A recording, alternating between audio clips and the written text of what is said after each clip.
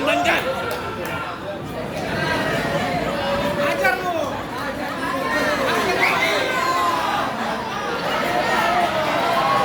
Anda bayangkan, saya hanya makan sepotong pisang goreng sambil jalan. Dia udah tuduh melanggar etik. Hanya makan pisang goreng. Bagaimana yang makan uang rakyat sambil lari di bawah?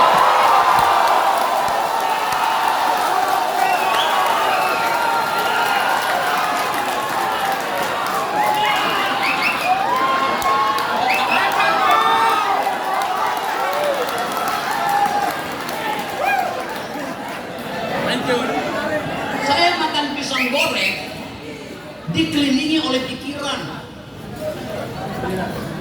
Makan. Ada yang makan uang rakyat ketakutan, ngumpet di gorong-gorong. Ini poin kita. Oh, ini ada tulisan apa nih? Wakanda no more, Indonesia forever. Takut diam dulu, saya buatin dulu logikanya. Saya main ya. Wakanda no more, Indonesia forever. Bentar ya. Bercanda dan humor membuat hidup seperti kuliner. Wakanda no more, Indonesia forever. Kita balik pada soal itu. Sebagai orang yang dengan tegas mengatakan ideologinya kiri, artinya pro justice, artinya berupaya untuk menghasilkan kesetaraan. Yang di dalam marxisme prinsipnya from each according to his ability to each according to his needs. Itu prinsip kirinya. Pajaki sesuai dengan kemampuannya, kembalikan pada rakyat sesuai dengan kebutuhan rakyat. Indonesia didesain dengan prinsip kiri. Sila kelima, keadilan rakyat bagi seluruh Indonesia. Itu prinsip sosialis, bukan prinsip kapitalis. Apa implementasi dari prinsip kiri itu di dalam tata ekonomi kita? Bung Hatta memasukkan prinsip kiri itu dalam doktrin koperasi. Undang-undang dasar kita mengizinkan ada aktivitas korporasi untuk akumulasi. Tetapi undang-undang dasar juga bilang pemain ekonomi bukan sekedar korporasi tapi juga BUMN. BUMN nggak boleh punya prinsip seperti korporasi.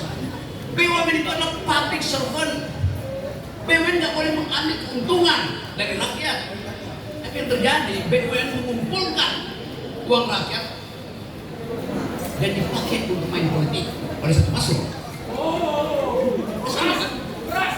Prinsip ketiga adalah koperasi. Jadi ada tiga prinsip dalam ekonomi Indonesia.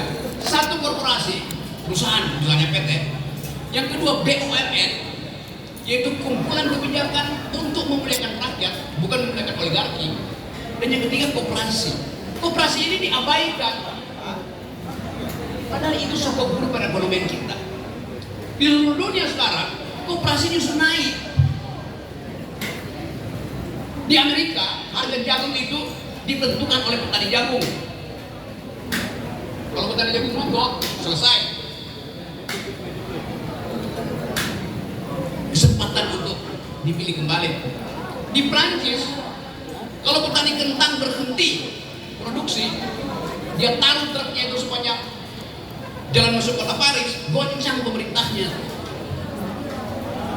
Di kita sekarang ada usul dari seseorang namanya Suroto untuk memulai satu tradisi baru BUMN itu harusnya dimanage seperti koperasi.